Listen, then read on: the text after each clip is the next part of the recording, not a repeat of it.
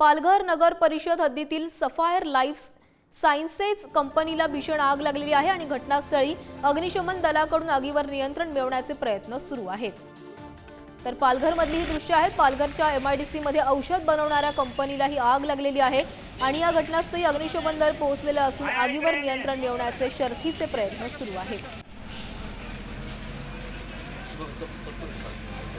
तर या दृश्यांमधून आगीची भीषणता कळतीये। सर्वत्र धुराचे लोट पसरलेले पाहायला मिळत आहेत।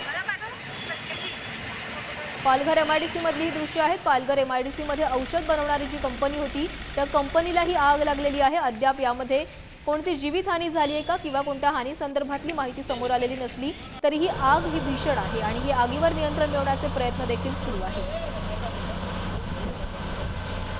पालघर MIDC मध्ये औषध बनवणाऱ्या कंपनीला ही आग लागली आहे। तर या संदर्भात अधिक माहिती देत आहेत आमचे प्रतिनिधी जितेंद्र पाटील। जितेंद्र, ही आग केव्हापासून लागलेली आहे आणि किती अग्निशमन दलाच्या गाड्या इथे पोहोचलेल्या आहेत?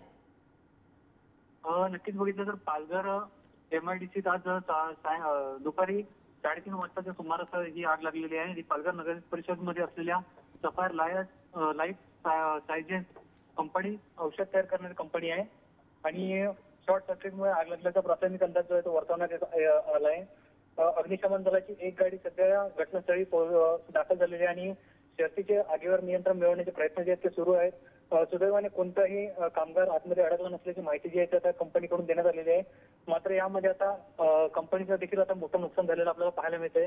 सध्या आगीवर नियंत्रण मिळवण्याचं नक्की जितेंद्र, तर या संदर्भातली अपडेट तुमच्याकडून अशीच घेत राहणार आहोत। तुर्तास धन्यवाद तुम्ही दिलेल्या माहितीसाठी।